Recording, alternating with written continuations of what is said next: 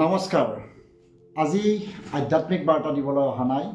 আজি মোলৈ দিয়া মৰমৰ কিছু আনন্দ আপোনালোকৰ ওচৰত অৱগত কৰিব ওলাইছোঁ।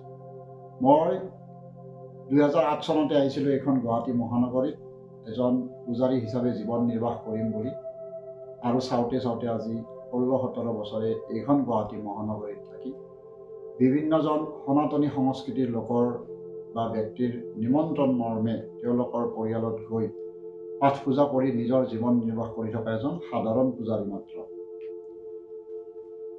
আজি এটা এনেকুৱা এটা দিন, সকলোৰে এটা আনন্দৰ দিন। ৰঙালী বিহুৰ আজি প্ৰথমটো দিন, আৰু এই ৰঙালী বিহুৰ প্ৰথমটো দিনতে মোৰো মন প্ৰাণ ৰঙিয়াল হৈ গ'ল যেতিয়া মোৰ এজন অতি শুভাকাংক্ষী লোকে মোলৈ এখন নতুন বছৰৰ, নতুন অসমীয়া নৱবৰ্ষৰ শুভেচ্ছা বাৰ্তা ফুলাম গামোচা মোলৈ পঠিয়াইছে বা মোক দিছে। তাৰ আগ মুহূৰ্তত ৰাতিপুৱা আজি প্ৰায় 8 মান বজাত DY 365ৰ এজন উচ্চ পৰ্যায়ৰ বিভাগীয় সম্পাদক নৱজ্যোতি বৰঠাকুৰ ডাঙৰীয়া, তেখেতক মই দাদা সম্বোধন কৰোঁ বাৰু আজিকালি, কিন্তু তেখেত এজন অতি বিশিষ্ট সাংবাদিক হয়। আৰু তেখেতৰ দৰে লোক এজনে যে আজি ৰাতিপুৱাই মোক ৰঙালী বিহুৰ শুভেচ্ছা দিব, মই নিজে খুবেই আনন্দিত হৈছোঁ তেখেতৰ বাৰ্তাৰ বাবে। আৰু এই চেগতে মই তেখেতলৈ গভীৰ সেৱা জনাইছোঁ। লগতে মোলৈ আজি এজন অতি বিশিষ্ট ব্যক্তি, যাৰ ঘৰত মই পাঠ পূজা কৰিবলৈ যাওঁ, তেখেতৰ নাম হৈছে লাটুমণি কলিতা। আৰু লাটুমণি কলিতা, তেখেতকো মই দাদা বুলিয়ে সম্বোধন কৰোঁ। আৰু তেখেতে মোলৈ এখন ৰঙালী বিহুৰ শুভেচ্ছা দিছে। চাওচোন কি আছে ৰঙালী বিহুৰ শুভেচ্ছাখনত। এইখনতো দেখিবলৈ এখন পেকেটৰ ভিতৰত থকা গামোচা, এয়া গামোচা এখন দিছে, এখন ফুলাম গামোচা দিছে।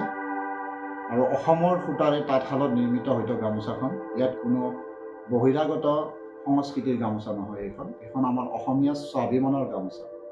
গতিকে তাৰ কাৰণে মই লাটুমণি কলিতা ডাঙৰীয়াকো ধন্যবাদ জনাইছোঁ, লগতে তেওঁৰ পৰিয়ালটোলৈকে ধন্যবাদ জনাইছোঁ। লগতে তেওঁ ইয়াত এটা শুভেচ্ছা বাৰ্তাও দিছে। শুভেচ্ছা বাৰ্তাত লিখিছে, ৰঙালী বিহুৰ আন্তৰিক শুভেচ্ছা। আপোনালৈ আৰু আপোনাৰ পৰিয়াললৈ ৰঙালী বিহুৰ মংগলময় শুভকামনা জনালোঁ।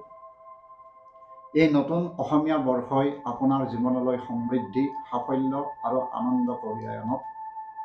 আশা কৰোঁ এই ৰঙালী বিহুৱে আপোনাৰ হৃদয়ত নতুন আশা আৰু উৎসাহ সঞ্চাৰ কৰিব।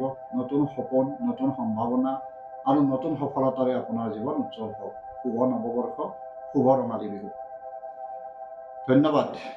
এইকাৰণে ধন্যবাদ যি সময়ত অসম চৰকাৰৰ মুৰব্বী মুখ্যমন্ত্ৰীজনেও তেখেতৰ কিছুমান বিশিষ্ট ব্যক্তিলৈ বা অসম চৰকাৰৰ বিশিষ্ট কৰ্মচাৰীসকললৈকেও তেওঁ এনেকুৱা ধৰণৰে ফুলাম গামোচা কিছুমান তেওঁ প্ৰেৰণ কৰিছে। সেয়া বাৰ্তা বিভিন্ন সময়ত আমি দেখিবলৈ পাওঁ। আৰু আমি বাৰু সেই লেভেলত ইমান উচ্চ পৰ্যায়ত যোৱা নাই, মুখ্যমন্ত্ৰী মহোদয়ৰ পৰা গামোচা পাবলগীয়া হোৱা নাই।